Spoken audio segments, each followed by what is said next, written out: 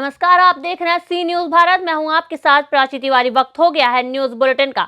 इस बुलेटिन में हम जानेंगे कहां किशोरी का शव मिलने से सनसनी फैल गई, कहां फैली है गंदगी और साथ ही साथ जानेंगे कहां मनाया गया जीत का जश्न।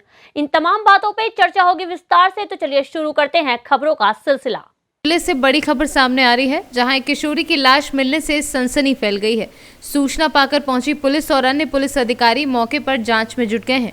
फॉरेंसिक टीम भी मौके पर पहुंच गई है और घंटों से घटनास्थल की जांच कर रही है। पता चला आपको कि हमारी बिटिया जो है गायब है घर से? अम्मा साहब सवेरे पता चला। कितने बजे?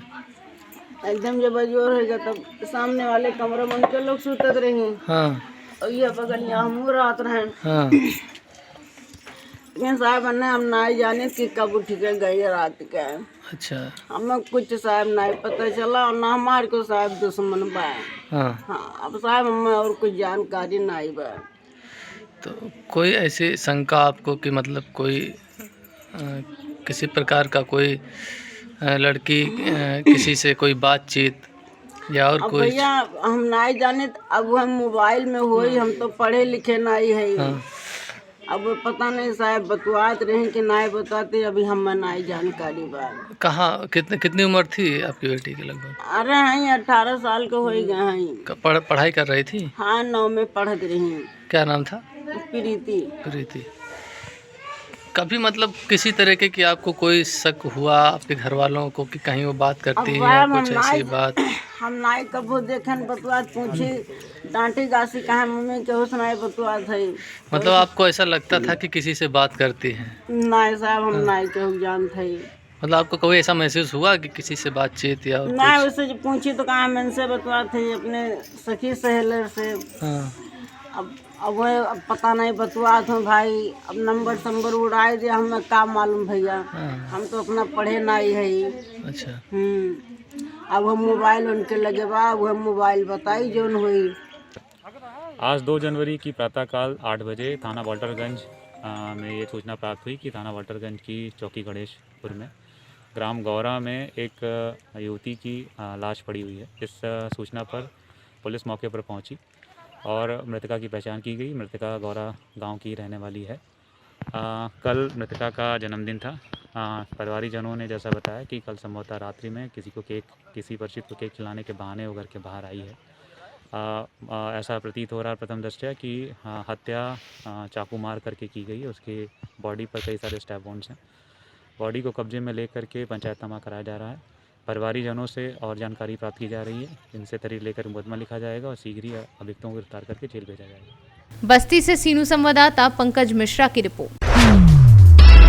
पूरा मामला कोहिनूर रोड वार्ड नंबर 59 का है। नगर निगम के अफसरों के कारण ये जलभराव की स्थिति बनी हुई है, जहां कीचड़ युक्त रास्ते से निकलने पर मजबूर हैं बच्चे, युवा, बूढ़े।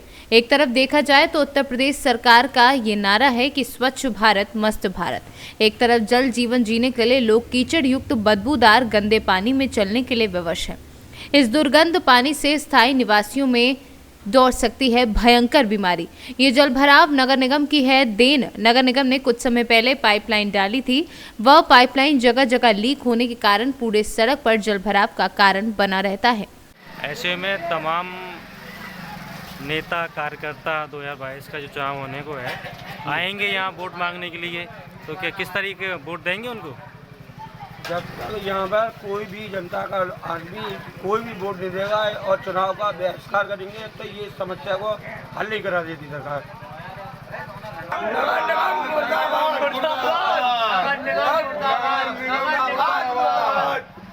यहाँ होने के लिए जगह ही नहीं है। क्या कौन सा रोड है, ये क्या समस्या रहती है यहाँ? रोड है, ये समस्या है। यहाँ पे पानी भरा रहता है रोजाना। अच्छा। और लोगों को निकलने में बहुत दिक्कत होती है। बच्चे जाते हैं स्कूल, उन्हें दिक्कत होती है। उनके पैर, मोजे, जूते सारे भीग जाते हैं। बच्चे भी गिर जाते हैं पानी में, कीचड़ में। तो सफाई नियमित रूप से रोजाना नहीं होती है? रोजाना तो होती है, कभी कभार होती है, मगर ये रोड ऊंचा होना चाहिए जब तो पानी सफाई हो जाती है। ये जो यहाँ सिल्ट पड़ी हुई है, मैं देख रहा हूँ यहाँ सिल्ट पड़ी है, ये कब से सिल्ट पड़ी है? क्या रोजाना नहीं होती है? रोजाना क्या कभी कभार होती है कि पड़ी है। कल भर रहे थे इधर का भरा नहीं उन्होंने। कीचड़ पड़ी रहती है यहाँ पे, हाल के हाल भरना चाहिए। ऊंचा हो जाएगी। फिरोजाबाद से सीनू संवाददाता सन्नेश कुमार गुप्ता की रिपोर्ट। जौनपुर जिले के शाहगंज विधानसभा 365 में जनविश्वास यात्रा शनिवार को तीसरे दिन की यात्रा देर शाम शाहगंज नगर के शाहगंज पैलेस पर पहुंची, जहां पर नगर पालिका अध्यक्षता गीता जायसवाल व नगर पालिका अध्यक्ष प्रतिनिधि प्रदीप जायसवाल ने फूल मालाओं से जमकर यात्रा का स्वागत किया। वहीं रात्रि विश्राम के बाद सुबह नगर पालिका परिषद के पूर्व अध्यक्ष ओम प्रकाश जायसवाल, उनके पुत्र व समाज सेवी व कार्यकर्ता अन्य लोग मौजूद रहे। जैसा कि जन विश्वास यात्रा शाहगंज में रुका हुआ था, आपके द्वारा अंग वस्त्रम देके उस वरिष्ठ नेताओं और कार्यकर्ताओं का स्वागत किया गया। इस जन विश्वास यात्रा को आप कितना सफल मानते हैं, इसको लेके क्या कहना आपका? जन विश्वास यात्रा का बहुत बड़ा वो है, कार्यकर्ताओं में इससे उत्साह जो बढ़ा है उसे हमें पूरे निश्चय है कि 2022 में कमल ही खिलेगा यहाँ पे। इस यात्रा के बारे में क्या कहना? यात्रा आप जो है कि खुटहन से लेके सागन, फिर सागन से लेके सूरापुर तक जो है इसमें आप शामिल रही हैं, तो क्या कहना है इसके बारे में? जन विश्वास यात्रा जब घुटहन में प्रवेश हुई तो कार्यकर्ताओं में इतना उत्साह देखा गया कि वहाँ के लोग उत्साह से बहुत ज़्यादा वो हो रहे थे। और वहाँ से खुटहन से होते हुए वो जन विश्वास जैसी चौराहा होते हुए शाहगंज में प्रवेश की। शाहगंज में हम लोगों ने, कार्यकर्ताओं ने, सभी ने उसका बहुत अच्छे से स्वागत किया। और फिर रात्रि विश्राम के बाद सुबह यहाँ से 11 बजे जन विश्वास यात्रा सूरापुर के लिए सुल्तानपुर सीमा सूरापुर के लिए प्रस्थान कर। आप अपने पार्टी के द्वारा जो कार्य किए गए हैं पूरे प्रदेश में, उन कार्यों को लेके आप जनता के बीच में जाएंगे तो क्या कहना, क्या कार्य हुआ, क्या मानती हैं आप? हमारी पार्टी ने बहुत तेज़ी से जो ग्रोथ हुई है, ये सभी को सभी के प्रत्यक्ष रूप में सभी के सामने है। तो इसी में हमें इसको बताना नहीं है, सभी को इसके बारे में पता है। योगी और मोदी डबल इंजन की सरकार लेके जो चल रहे हैं उससे लोगों में उत्साह भी है और आगे आने वाले वक्त में सभी को पता है कि और भी ग्रोथ होगी। आपका चुनाव को लेके क्या मानना है? चुनाव को लेके यही मानना है कि 2022 में कमल ही खिलेगा, हर जगह मोदी और योगी सरकार ही आएगी। शाहगंज विधानसभा में 20 सालों से तो ग्रोथ हुई नहीं है, लेकिन अगर कार्यकर्ताओं और सब में ये एक जनता में, व्यापारियों में एक वो है कि अगर इसके बाद 2022 में कमल आता है तो विधानसभा में बहुत ही ज़्यादा ग्रोथ होगी। विकास कार्य बहुत सारे होंगे जो अभी तक अवरुद्ध हो रखे हैं। आपकी विधानसभा में कमल खिलेगा, आपका मानना है? हाँ जी, हमारी विधानसभा में कमल ही खिलेगा। क्या नाम आपका? आचार्य जायसवाल, युवा भाजपा नेत्री। युवा पुत्र वधु श्री ओम प्रकाश जायसवाल, पूर्व नगर पालिका अध्यक्ष शाहगंज। जैसा कि कुछ विपक्ष के लोग आरोप लगा रहे हैं कि भाजपा कार्य नहीं किए, इसलिए प्रचार का या विज्ञापन सहारा ले रही है, इसके बारे में क्या कहना है? भारतीय जनता पार्टी का विकास का कार्य आज चारों तरफ दिखाई पड़ रहा है। देश की जनता, किसान, व्यापारी, सब लोग भारतीय जनता पार्टी के कार्यों से खुश हैं। आने वाले सरकार निश्चित रूप से बनेगी, ये मेरा दृढ़ विश्वास है। जौनपुर से सीनू संवाददाता दिवाकर मिश्रा के साथ दीपक सिंह की रिपोर्ट। नीलांबर पीताम्बरपुर थाना प्रभारी ने रविवार को नीलांबर पीताम्बरपुर के गांधी चौक पर दर्जनों 4 पहिया वाहन एवं 2 पहिया वाहन का विशेष चेकिंग अभियान चलाया। चेकिंग अभियान थाना प्रभारी गौतम कुमार राय के निर्देश पर एएसआई बिट्टू कुमार के नेतृत्व में घंटों वाहन की चेकिंग की गई, जिसमें बढ़ते हुए कोरोना को लेकर विशेषकर मास्क लगाने की अपील की है। झारखंड से सीनू संवाददाता अवध किशोर राय की रिपोर्ट। पूर्वी चंपारण जिले के पताही प्रखंड के बखरी के रहने वाले पूर्व मुखिया राजकिशोर सिंह के श्राद्ध क्रम पर क्षेत्र के बुद्धिजीवियों द्वारा उनके तैल चित्र पर पुष्प अर्पित कर श्रद्धांजलि दी गई तथा उनके जीवन पर प्रकाश डाला गया। ज्ञात हो कि कामरेड राजकिशोर सिंह जेपी आंदोलन के दौरे में राजनीतिक रूप में सक्रिय हुए हैं। पहले से वे सामाजिक कार्यकर्ता के रूप में चर्चित थे। बिहार में क्रांतिकारी किसान आंदोलन का जब दायरा बढ़ता गया तब वे क्रांतिकारी बुद्धिजीवी संघ बिहार के नेतृत्वकारी भूमिका में आए। मोतिहारी से सीनू संवाददाता नवेंदु कुमार की रिपोर्ट। आजमगढ़ में थाना जियनपुर में एक अदद तमंचे के साथ हिस्ट्री शीटर को गिरफ्तार कर लिया गया है। अभियुक्त रईस अहमद पुत्र स्वर्गीय रियाजुद्दीन खालिसपुर थाना जियनपुर जनपद आजमगढ़ पूर्व में चोरी, मादक पदार्थ, गौकशी व जानलेवा हमला आदि के अपराध में संलिप्त रहा है। आजमगढ़ से सी न्यूज़ संवाददाता सीबी भास्कर की रिपोर्ट। समाजवादी पार्टी कार्यालय फिरोजाबाद में आज गठबंधन के सभी दलों को लेकर आज कार्यालय दबरई कार्यालय पर एक बैठक का आयोजन किया गया, जिसमें पूर्व सांसद अक्षय यादव, एमएलसी डॉक्टर दिलीप यादव, जिलाध्यक्ष रमेश चंचल, महानगर अध्यक्ष योगेश गर्ग, सचिव साधन हुसैन सभी वर्गों के साथ एक बैठक का आयोजन किया गया। आज हम सब लोग समाजवादी पार्टी कार्यालय पर राष्ट्रीय अध्यक्ष समाजवादी पार्टी माननीय श्री अखिलेश यादव जी के नेतृत्व में जिन लोगों ने गठबंधन किया, जिन दलों ने गठबंधन किया है, उसके तहत हमारे राष्ट्रीय अध्यक्ष माननीय श्री शिवपाल सिंह यादव जी ने भी गठबंधन किया है।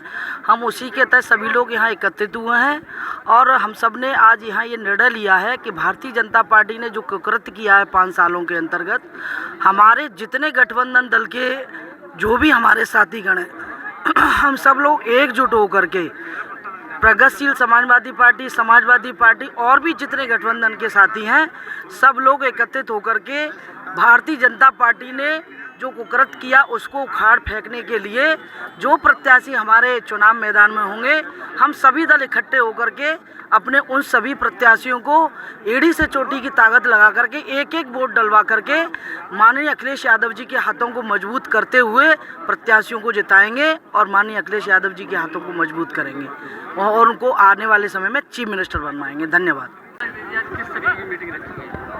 आज जिला समाजवादी पार्टी के कार्यालय पर हम सब लोगों के गठबंधन में शामिल जो दल हैं उन सभी दलों को यहाँ बुलाया गया है, सभी दलों के पदाधिकारियों को बुलाया गया है और उसी संबंध में ही ये बैठक हो रही है। जो राष्ट्रीय स्तर पर जो गठबंधन हुआ है उस गठबंधन का सम्मान करते हुए, जो जन भावनाओं के तहत जो गठबंधन हुआ उस गठबंधन का जो है सम्मान रखते हुए यहाँ बैठक बुलाई गई है और हम सभी लोगों ने आज यहाँ प्रण किया है कि आने वाले 2022 के चुनाव में गठबंधन के जो भी प्रत्याशी होंगे विधानसभाओं में, हम सब लोग मिल करके कदम से कदम लगा करके सभी लोग काम करेंगे और गठबंधन के प्रत्याशी को जिताने का काम करेंगे, जिससे उत्तर प्रदेश में हमारे मां अखिलेश भैया मुख्यमंत्री बनेंगे।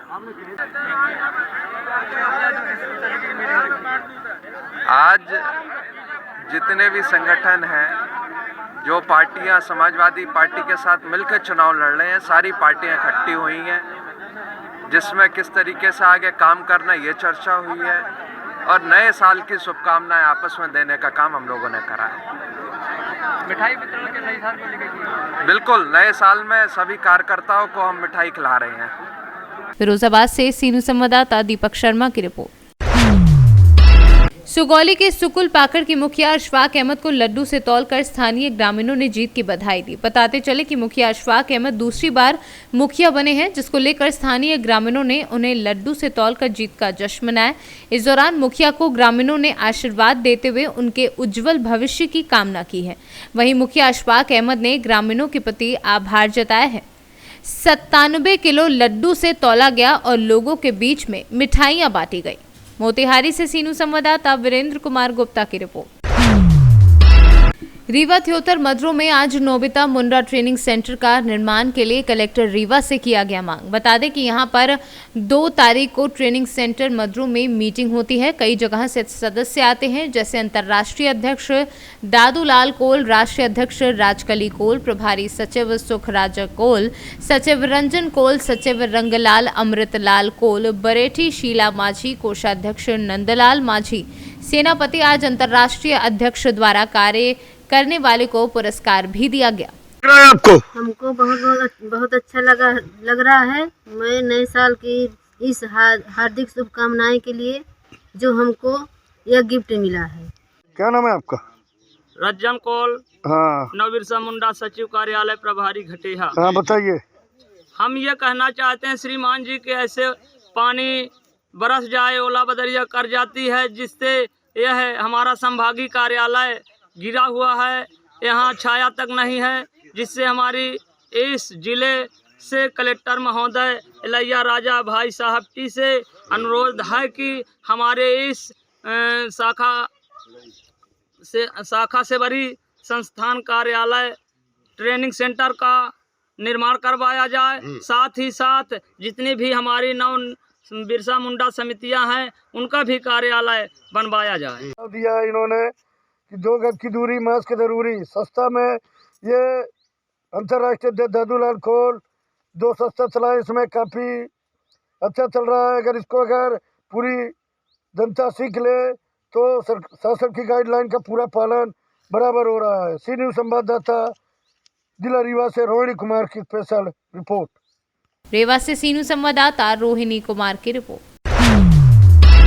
नववर्ष 2022 की शुरुआत में भगवान भोलेनाथ की नगरी कुंडेश्वर धाम टीकमगढ़ में कंप्यूटरीकृत ई बिलिंग, अकाउंटिंग, HRMS एवं IT ऐप से युक्त ऑनलाइन एकीकृत मंदिर प्रबंधन व्यवस्था का शुभारंभ किया गया। इस अवसर पर आयोजित कार्यक्रम का शुभारंभ मुख्य अतिथि टीकमगढ़ विधायक राकेश गिरी गोस्वामी, कलेक्टर सुभाष कुमार द्विवेदी, SDM सौरभ मिश्रा के द्वारा ऑनलाइन एकीकृत मंदिर प्रबंधन व्यवस्था का 1 क्लिक के माध्यम से शुभारंभ किया गया।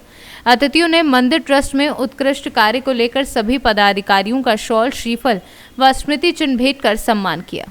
मंदिर प्रबंधन की व्यवस्था शुरू हुई है, क्या व्यवस्थाएं हैं, इससे क्या लाभ मिलेगा सर?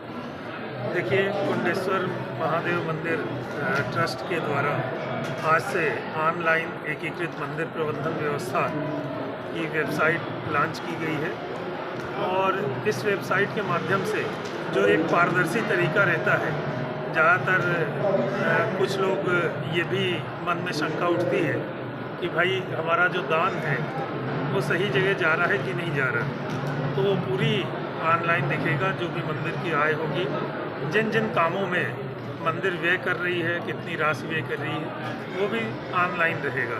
तो ये पारदर्शिता के कारण निश्चित रूप से लोगों में मंदिर के प्रति विश्वास और बढ़ेगा। जो भगवान के प्रति एक श्रद्धा है, एक आस्था है लोगों के मन में, वो पूरी होगी। और दूसरा ये भी रहेगा कि जो मंदिर का ट्रस्ट जिन चीज़ों में काम कर रहा है, तो ट्रस्ट तेज़ी से काम करने में ये जो साइट है आज लॉन्च की गई है, उससे काफ़ी सहायता मिलेगी। Thank you. टीकमगढ़ से सीनू संवाददाता मनोज खरे की रिपोर्ट। अयोध्या लोदेश्वर धाम, महादेवन धाम मंदिर व बरोलिया धाम परिजात के वृक्ष, जो कि 6675 साल पुराना महाभारत के कालका पौराणिक कथा के अनुसार उक्त परिजात का वृक्ष, जो कि बाराबंकी स्थित बरोलिया धाम पर स्थित है, उसके दर्शन मात्र से लोगों के कष्ट दूर हो रहे हैं। पौराणिक मान्यता है कि महाभारत काल में देवराज इंद्र के यहाँ से महाभारत युद्ध जीतने के लिए अर्जुन ये परिजात का वृक्ष वहाँ से ले आए थे और यहाँ पर स्थापित किया था। आपका शुभ नाम? राम प्रताप है। आप यहाँ के पुजारी हैं जी?